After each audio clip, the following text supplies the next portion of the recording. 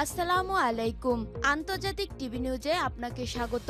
শুরুতেই জানাবো আমাদের হাতে থাকা সর্বশেষ গুরুত্বপূর্ণ আপডেট যুদ্ধের সংবাদ, এরপর বিস্তারিত। বাংলাদেশের সর্বশেষ গুরুত্বপূর্ণ আপডেট সংবাদে আপনাকে স্বাগত। শুরুতেই সংবাদ শিরোনাম, পরে বিস্তারিত। প্রথমেই জানাবো আমাদের হাতে থাকা সর্বশেষ গুরুত্বপূর্ণ সবথেকে তাজা আপডেট সংবাদ। প্রয়োজনে সেনাবাহিনী আসবে রাকসু নির্বাচনে, বললেন আরএমপি কমিশনার। রাকসু নির্বাচন পরিদর্শনের পর রাজশাহী মহানগর police RMP commissioner Mohammad Abu Sufian বলেছেন, নির্বাচনের পরিবেশ শান্তিপূর্ণ। প্রায় ২৫০০ পুলিশ, র্যাব ও বিজিবি সদস্য মোতায়েন রয়েছে। এরপরও প্রয়োজন হলে সেখানে সেনাবাহিনী আসবে। এরপর জানাবো হাসপাতালে ভর্তি খালেদা জিয়া। শারীরিক পরীক্ষা নিরীক্ষার জন্য রাজধানীর এবারকেয়ার হাসপাতালে ভর্তি করা হয়েছে বিএনপির চেয়ারপারসন বেগম খালেদা জিয়াকে।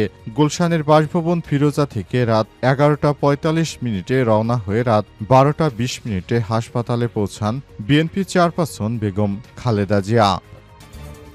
এদিকে মাস্টু যমুনার জন্য শহীদ মিনারে জড়ো হচ্ছেন শিক্ষক কর্মচারীরা।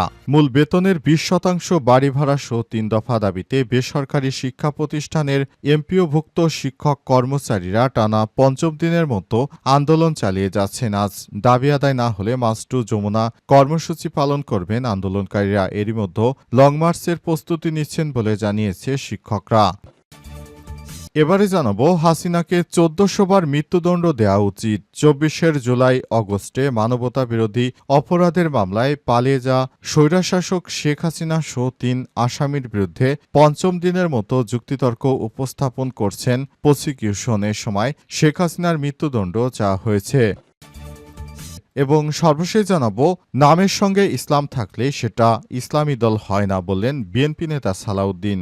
বাংলাদেশ জামাত ইসলামকে নিয়ে কটূক্তি করেছেন বিএনপি নেতা সালাউদ্দিন। তিনি বলেন, কোনো দলের নামের সঙ্গে যদি ইসলাম জুড়ে দেওয়া হয় তাহলে সেটি ইসলামী দল হয় না। তেমনি কয়েকটি রাজনৈতিক দল সম্পর্কে বলতে চাই, তাদের নামের সঙ্গে ইসলামিক থাকলে প্রকৃতপক্ষে তারা ইসলামী হয়ে যায়নি। আমাদেরকে প্রকৃত ইসলাম চিনতে হবে বলে মন্তব্য করেছেন বিএনপি নেতা সালাউদ্দিন। প্রিয় দর্শক, এতক্ষণ শুনছিলেন সংবাদ শিরোনাম, এবারে বিস্তারিত। তবে তার আগে বন্ধুরা অনুরোধ থাকবে এই সংবাদটিতে একটি লাইক দিন। এই চ্যানেলে আপনি নতুন হয়ে থাকলে আমাদের সংবাদটি দেখতে দেখতে চ্যানেলটি সাবস্ক্রাইব করে রাখুন। কমেন্ট করে বন্ধুরা আপনার মূল্যবান মতামত জানিয়ে দিন আপনি বিশ্বের কোন দেশ থেকে বা বাংলাদেশের কোন স্থান থেকে আমাদের সংবাদটি দেখছেন এবং শুনছেন। আর বন্ধুরা, সংবাদটি আপনার সোশ্যাল মিডিয়া ফেসবুকে শেয়ার করে বন্ধুদেরও দেখার সুযোগ করে দিন। এবারে বিস্তারিত। প্রয়োজনে সেনাবাহিনী আসবে রাকসু নির্বাচনে, বললেন আরএমপি কমিশনার। রাকসু নির্বাচন পরিদর্শনের পর রাজশাহী মহানগর police RMP commissioner Mohammad Abu Sufian বলেছেন, নির্বাচনের পরিবেশ শান্তিপূর্ণ রয়েছে। প্রায় ২৫০০ পুলিশ, র্যাব ও বিজিবি সদস্য মোতায়েন রয়েছে। এরপরও প্রয়োজন হলে সেনাবাহিনী আসবে। বৃহস্পতিবার বিশ্ববিদ্যালয় রবীন্দ্র ভবনের ভোটকেন্দ্র পরিদর্শন শেষে সাংবাদিকদের এসব কথা জানান তিনি। পুলিশ কমিশনার বলেন, আমাদের নিরাপত্তার কোনো শঙ্কা নেই, কোনো সমস্যা নেই। আমি নিজেও ভোট কেন্দ্রে পরিদর্শন করলাম, কোনো সমস্যা নেই। তিনি আরও বলেছেন, সেনাবাহিনী সরাসরি এই নির্বাচনে থাকবে না। যদি প্রয়োজন হয়, আমরা যদি আহ্বান করি তাহলে তারা আসবে। পুলিশ কমিশনার আরও বলেন, সবার সঙ্গে আমাদের যোগাযোগ রয়েছে। প্রার্থীরা যদি আচরণবিধি মেনে চলেন তাহলে কোনো সমস্যা হবে না। তিনি আরও জানান, ভোটের আগের দিন বুধবার থেকেই ক্যাম্পাসে নিরাপত্তা জোরদার করা হয়েছে। এটি বলবৎ থাকবে কাল শুক্রবার পর্যন্ত। অন্তর্বর্তীকালীন সরকারের প্রধান উপদেষ্টা প্রফেসর ড মোহাম্মদ ইউনূসের সরকার রাকসু নির্বাচন নিয়ে তিনি জানিয়েছেন, এবারের নির্বাচন হবে সুষ্ঠু ও সুন্দর। নির্বাচন নিয়ে কোনো সমস্যা থাকার কথা নয়। তারপরেও যারা নির্বাচন নিয়ে বিশৃঙ্খল পরিস্থিতি তৈরি করতে চাইবে তাদের বিরুদ্ধে সরকার সরাসরি অ্যাকশনে যাবে, তাদেরকে আইনের আওতায় নিয়ে আসা হবে। নির্বাচনটি সুষ্ঠু করার জন্য কাজ করছে প্রশাসনের কর্মকর্তা কর্মচারীরা। হাসপাতালে ভর্তি খালেদা জিয়া। শারীরিক পরীক্ষা নিরীক্ষার জন্য রাজধানীর এবারকেয়ার হাসপাতালে ভর্তি করা হয়েছে বিএনপির চেয়ারপারসন বেগম খালেদা জিয়াকে। রাতে গুলশানের বাসভবন ফিরোজা থেকে রাত ১১টা ৪৫ রওনা হয়ে রাত ১২টা ২০ হাসপাতালে পৌঁছেছেন তিনি। বিএনপির চেয়ারপারসনের প্রেস উইং কর্মকর্তা শামসুদ্দিন দিদার এবং ব্যক্তিগত চিকিৎসক অধ্যাপক ডাক্তার এজেড জাহিদ হোসেন বিষয়টি নিশ্চিত করেছেন। উল্লেখ্য, গত ২৮ অগস্ট রাতে স্বাস্থ্য পরীক্ষার জন্য এভারকেয়ার হাসপাতালে যান খালেদা জিয়া। পরীক্ষা নিরীক্ষা শেষে রাতেই বাসায় ফেরেন তিনি। চলতি বছরের ২৮শে জুনও এভারকেয়ার হাসপাতালে নিয়মিত স্বাস্থ্য পরীক্ষা করেন সাবেক এই প্রধানমন্ত্রী।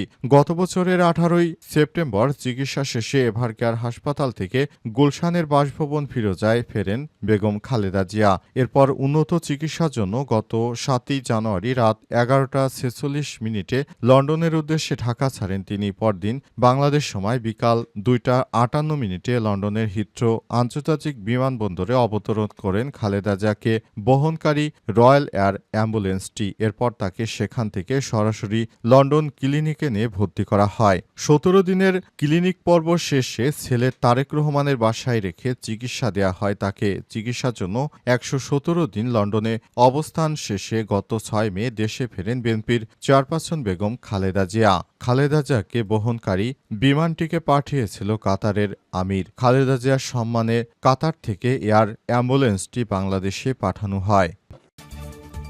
মাস্টু যমুনার জন্য শহীদ মিনারে জড়ো হচ্ছেন শিক্ষক কর্মচারীরা।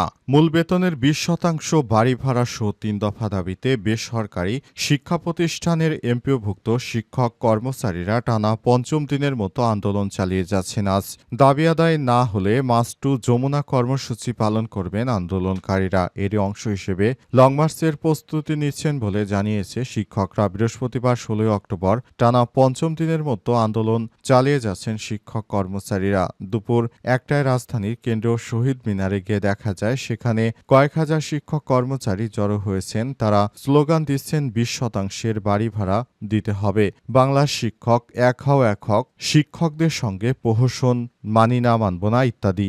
আন্দোলনকারীরা শিক্ষক কর্মচারীরা জানিয়েছেন, আমরা আমাদের ২০% বাড়ি ভাড়াই দিতে হবে, তা না হলে আমরা আন্দোলন থামাবো না। আমাদের আন্দোলনের উদ্দেশ্য হচ্ছে অন্তর্বর্তীকালীন সরকারকে আমরা বলতে চাই, আমরা আমাদের ২০% বাড়ি ভাড়া না দেয়া হলে আমরা আন্দোলন চালিয়ে যাব। সরকার যদি সেক্ষেত্রে বিপাকে পড়ে আমাদের কিছু করা নেই, কারণ আমরা মানবেতর জীবনযাপন করছি। বেশ কয়েকদিন ধরে শিক্ষকরা আন্দোলন চালিয়ে গেলেও সরকার তাদের এই আন্দোলনে কর্ণপাত করেনি। এ ব্যাপারে তারা প্রতিনিয়ত সরকারের উপর প্রেশার ক্রিয়েটের চেষ্টা করছে, কিন্তু শেষ পর্যন্ত তারা আদতে এই তাদের দাবি দেওয়া কি সরকার মেনে নেবে কিনা সে বিষয়টি এখন দেখার বিষয়। কারণ ৫ দিন ধরে আন্দোলন হলেও এখন পর্যন্ত শিক্ষকরা কোনরূপ কথাবার্তা বলেনি। এ অবস্থায় এখনো নানা সমস্যা তৈরি হয়েছে। হাসিনাকে ১৪০০ বার মৃত্যুদণ্ড দেওয়া উচিত। ২৪ জুলাই আগস্টে মানবতাবিরোধী অপরাধের মামলায় পালিয়ে যাওয়া স্বৈরশাসক শেখ হাসিনা সহ ৩ আসামির বিরুদ্ধে পঞ্চম দিনের মতো যুক্তিতর্ক উপস্থাপন হয়েছে আন্তর্জাতিক অপরাধ ট্রাইব্যুনালে। সেখানে শেখ হাসিনার বিষয় নিয়ে কথা বলেছেন অন্তর্বর্তীকালীন সরকারের প্রধান উপদেষ্টা। ক্ষমতায় আসার পর শেখ হাসিনার বিচার হচ্ছে আন্তর্জাতিক অপরাধ ট্রাইব্যুনালে, শেখ হাসিনার বিচার করা হচ্ছে, এমনটা প্রতিনিয়ত আমরা দেখতে পাচ্ছি। শেখ হাসিনা যেভাবে শিক্ষার্থীদের উপর প্রতিনিয়ত হামলা ও নির্যাতন করেছিল, সেখান থেকে এই শিক্ষার্থীদেরকে বাঁচানোর জন্য এই আন্দোলন সংগ্রাম শুরু করে সর্বস্তরের জনতা।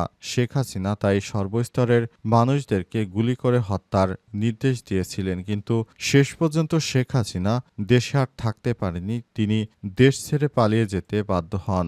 অবস্থায় শেখ হাসিনার বিচার হচ্ছে আন্তর্জাতিক অপরাধ ট্রাইব্যুনালে। আগামী সোমবার যুক্তিতর্ক উপস্থাপন করবে আসামিপক্ষ। আজ ১৬ অক্টোবর বিচারপতি গোলাম মর্তুজা মজুমদারের নেতৃত্বাধীন আন্তর্জাতিক অপরাধ ট্রাইব্যুনাল এক প্রসিকিউশনের অ্যাডভোকেট মিজানুল ইসলাম যুক্তিতর্ক উপস্থাপন করেন। শেখ হাসিনার এই গণহত্যার মাস্টারমাইন্ড তা সন্দেহভাবে প্রমাণিত হয়েছে বলে জানায় চিফ প্রসিকিউটর। এতে রক্ত হাতে যার তার কোনো অনুশোচনা নেই, এখনও বিদেশের মাটিতে বসে মানুষকে হত্যার পরিকল্পনা করছেন। এই মামলায় প্রতিটি হত্যার দায়ে একবার করে তার মৃত্যুদণ্ড হতে পারে, সে হিসেবে শেখ হাসিনাকে ১৪০০ বার মৃত্যুদণ্ড দেয়া হবে। শেখ হাসিনা হচ্ছে একটা খুনি সরকার। শেখ হাসিনার বিরুদ্ধে তাই আন্তর্জাতিক অপরাধ ট্রাইব্যুনাল থেকে জোরে সোরে আওয়াজ তোলা হচ্ছে।